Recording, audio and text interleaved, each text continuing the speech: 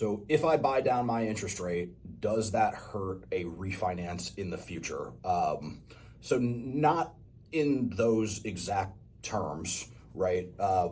What you're basically doing when you're buying down an interest rate is you're paying a fee in order to get below market financing, right? So here's an example. If interest rates are 7%, and you pay 2 points to buy your rate down to 6.5%, right? You're gonna have a 6.5% interest rate. So without being able to see the future, you really can't tell what is going to happen and what's going to financially make the most sense. In this example, if interest rates went down from 7% to 5.75%, just for example, right? If you had not done the buy down, you would save 1.25%, right? That would have a higher monthly payment than the difference between 6.5% and 5.75%. You still end up with the same interest rate. So paying the buy down doesn't affect the terms that you would get on any sort of subsequent refinance. It's just that the difference in monthly payment that you would have between your old loan and your new loan would be less because you have already preemptively lowered your initial interest rate. So you would see a bigger impact from going from 7% to 5.75, obviously, than you would going from 6.5 to 5.75. Chances are, you would have paid money up front to go to that 5.75, or sorry, to go to that 6.5, right? So you probably, if you buy your interest rate down and then 6 months later rates drop, you would have saved more money by not buying the interest rate down.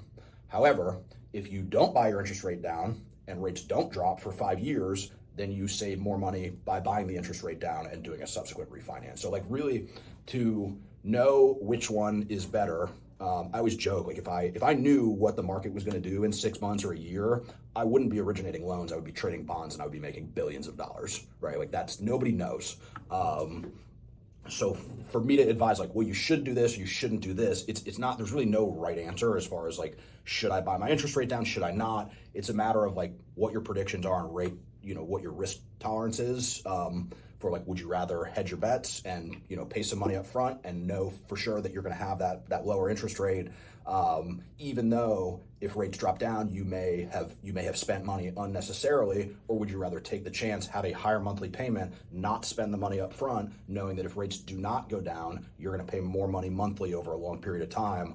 There's really no way to know which one is going to be more beneficial. You're kind of gambling, honestly. It's an educated guess, right? There's some information, but especially today, I have no idea where things are going. You know what I mean? With the political environment and everything that's happening with monetary policy, you know what I mean? One day it could look one way, the other day it can go in the whole other direction. We have no clue. It's hard to really pin down.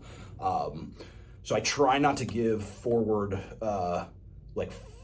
thinking advice like that, forward looking statements, because I don't know, and I don't want to advise that I know. I have had I've had clients in the past who took the advice of other, I'm very straightforward that I can't predict interest rates. I don't know. I've had clients in the past who had other competing loan officers give them a firm prediction.